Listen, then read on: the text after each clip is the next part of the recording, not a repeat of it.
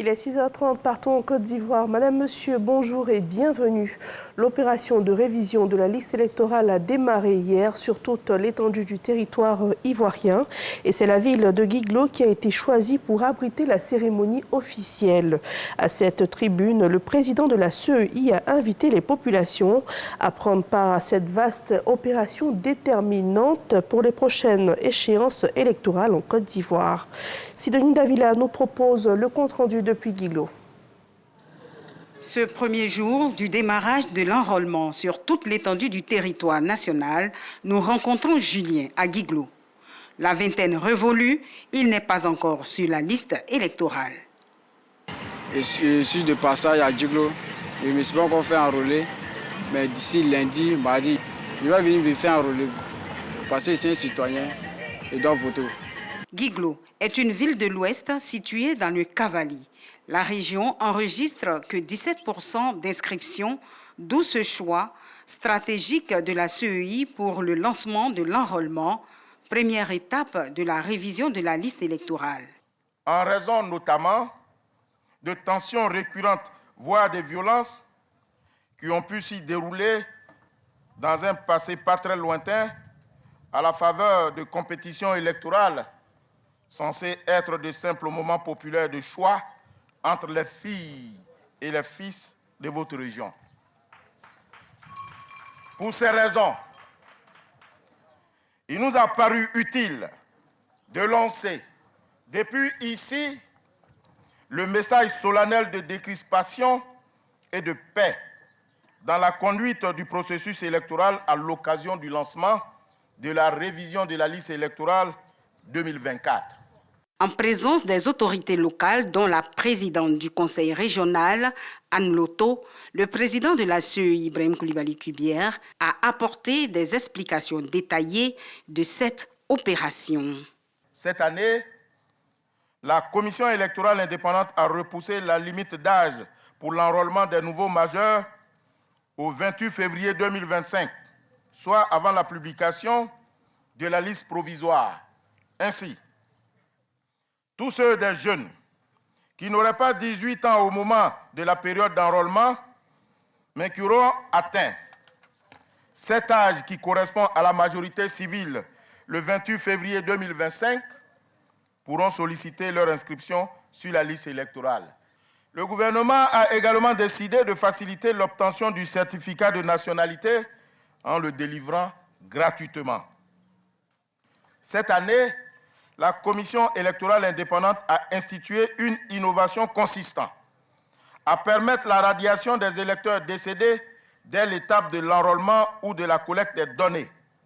Il faut, pour ce faire, que l'électeur présente les documents justificatifs au lieu de vote de l'électeur décédé.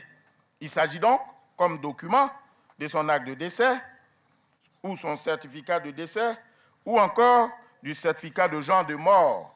Cette opération représente un véritable défi pour la CEI.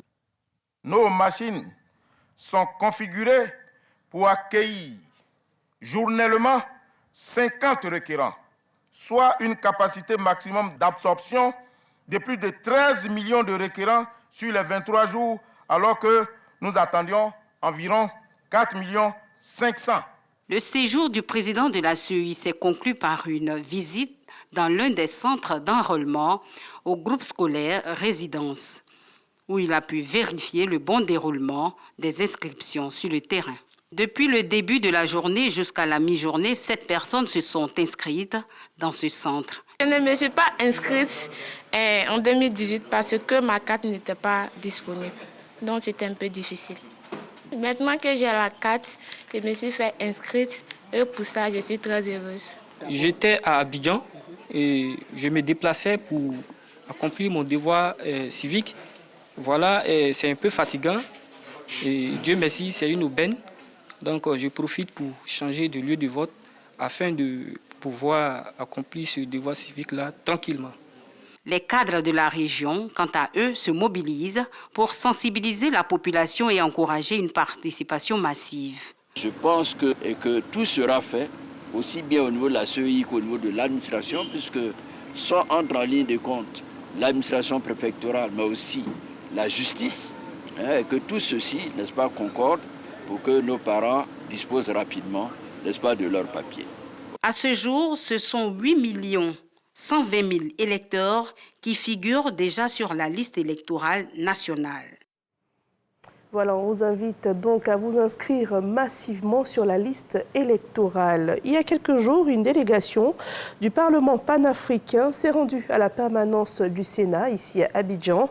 L'objectif, faire un plaidoyer pour la ratification par la Côte d'Ivoire des protocoles relatifs aux personnes vulnérables, dont les personnes âgées et celles vivant avec un handicap. Herman Guivet pour le développement.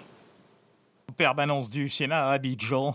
Une délégation du Parlement panafricain, au terme de sa mission en Côte d'Ivoire, échange avec la presse.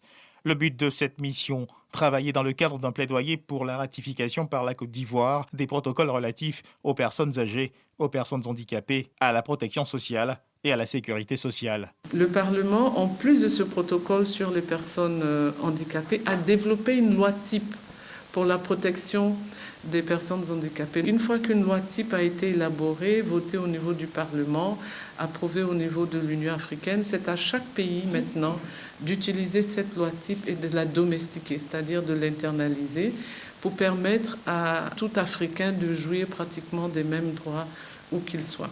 Ces protocoles qui concernent les personnes vulnérables de notre société n'avaient pas encore été ratifiés par la Côte d'Ivoire. Donc, vous comprenez la mission de plaidoyer pour que la Côte d'Ivoire ratifie ces protocoles et confirme sa volonté de tenir compte des droits des personnes handicapées et des personnes âgées. Nous avons rencontré les associations d'handicapés, les associations des personnes âgées et les associations de femmes. Pourquoi ? Parce que c'est d'abord eux les bénéficiaires.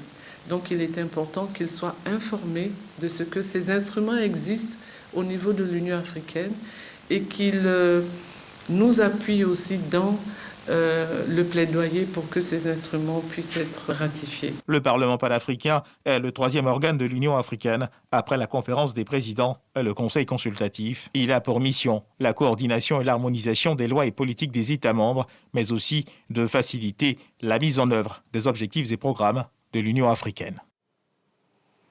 Un festival de farine pour lancer le mois d'octobre, mois du consommé local. C'est une activité initiée par l'UEMOA et à travers cette action, l'institution sous-régionale souhaite faire la promotion des produits locaux et surtout lutter efficacement contre la cherté de la vie. Et pour cela, la sensibilisation est primordiale et va durer tout le mois d'octobre. Michel Mombo-Sogodougou. Mois d'octobre, mois du consommé local. Une initiative de l'UEMOA, l'Union économique et monétaire ouest-africaine, qui, depuis 2019, engage officiellement les 8 pays membres à promouvoir davantage les produits et savoir-faire locaux. La campagne mois d'octobre, mois du consommé local, est instituée par les ministres en charge du commerce de l'UEMOA pour justement intensifier les échanges au sein de notre espace, de sorte à accroître la compétitivité de nos produits locaux dans les filières de commerce intracommunautaire et surtout accroître les revenus des entreprises dans une perspective d'intégration économique. Portée en Côte d'Ivoire par le ministère du Commerce et de l'Industrie à travers le CNLVC, Conseil national de lutte contre la vie chère, la 5e édition met à l'honneur les farines locales. Que ce soit la farine de mil, de maïs, de sorgho, d'igname, de banane plantain, de riz. Toutes ces farines sont totalement, non seulement disponibles, à des prix qui restent accessibles, mais qui peuvent totalement s'incorporer dans des recettes de boulangerie, de pâtisserie, pour qu'on puisse utiliser toutes ces farines qui viennent du travail, du savoir-faire de nos artisans, de nos paysans, de nos agrotransformatrices. Et donc, il s'agit de faire en sorte que ce que nous produisons, nous consommons ça, et que nous consommons ce que nous produisons. Promotion des producteurs et agrotransformateurs le long de ce mois, également en attraction nos braves artisans à travers l'opération « Consommons ce que nous produisons ». Le président de la République s'est engagé à atteindre l'autosuffisance alimentaire. C'est pourquoi nous travaillons à rémunérer davantage les efforts de nos producteurs en faisant le choix des produits locaux. Ce choix nous permettra de participer à la création d'emplois pour les jeunes et les femmes dans les filières agricoles, industrielles et commerciales, de contribuer à réduire les émissions carbone dues au transport de marchandises, de réduire les déchets plastiques servant d'emballage pour la plupart des produits importés, mais aussi et surtout de profiter de produits frais, riches en nutriments et à des prix abordables. Mois d'octobre, mois du consommé local, une invite à redécouvrir la richesse de notre patrimoine culinaire et artisanal tout en soutenant l'économie locale. Et sur le continent africain, en RDC, les fortes pluies qui ont touché Kinshasa dans la nuit du vendredi 18 au samedi 19 octobre ont provoqué d'importantes inondations. Une personne en est décédée. Il s'agirait d'un enfant. Les infrastructures routières ont été envahies par la montée des eaux provenant des rivières. Plusieurs habitations ont été inondées et détruites dans la commune de Selembao.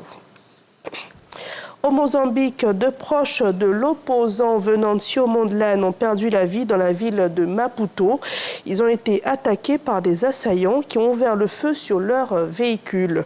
C'est à travers un communiqué signé du président du parti de Venancio Mondlane que l'information a été rendue publique. La porte-parole de la police, Marta Pereira, a affirmé que la police enquête sur cette affaire pour déterminer les circonstances de ces décès.